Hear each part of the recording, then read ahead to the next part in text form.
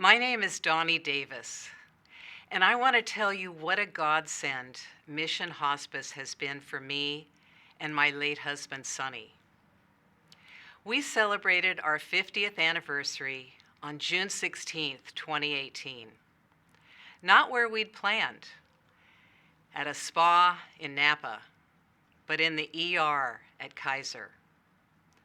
Over the next 3 months, I had to take Sonny to the ER 6 more times. And finally, we decided we just couldn't go on like that. Our palliative care doctor said to us, it's time for hospice.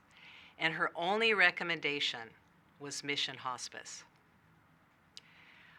When I look back now at this 2-year journey I've been on, I think about 3 significant people at Mission Hospice who were really my guides through this whole grief journey. The first one was our hospice nurse, Ginny. Ginny was by my side on the morning that Sonny died. She had come in the middle of the night, probably around 2 a.m., trying to give Sonny some relief. He was having such a hard time breathing. He had COPD. She sat with us for hours and comforted both of us. Finally, at 8 in the morning, she looked over at me and she said, "Donnie, he's taking his last breath. Talk to him, he can hear you."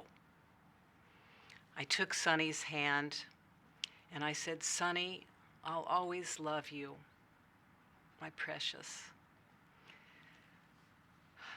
If Ginny hadn't been there, I never would have had that moment, that definitive moment to say goodbye to my beloved husband. I'll always be so grateful to Ginny for that. My second mission guide was Erin, my grief counselor. She called me just 5 days after Sonny died, and she said she was a grief counselor from Mission Hospice and that I could benefit from one of the services, 10 free grief counseling sessions. The following Friday, she showed up at my house. Her voice sounded like an angel with a little bit of an Irish lilt. I told her about the day that Sonny died. We were standing in my living room and tears were streaming down my cheeks. I looked over at Erin and there were tears in her eyes too. I knew I'd found an empathic person to share my grief journey with.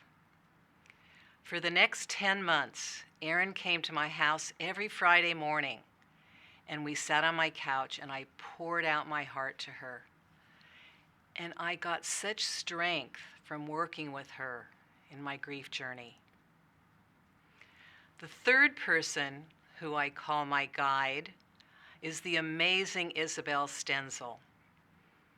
I wish that you could clone Isabel. I know she does a lot at Mission Hospice. I took her writing workshop twice. It's called Writing Through Loss. I process the world by writing. And I loved being in Isabel's class so much. She gave us language to help us express our grief and to write it into stories and poetry and just paragraphs that we could share with each other. It was so powerful. She wrapped us in her loving support and really gave us the language to understand our grief. Now, when I look back on the 2 years that I've come from Sonny's death to this place, I feel more confident and empowered than I ever could have imagined. And I credit it to all the support and services that I received from Mission Hospice. I will truly be eternally grateful to Mission Hospice.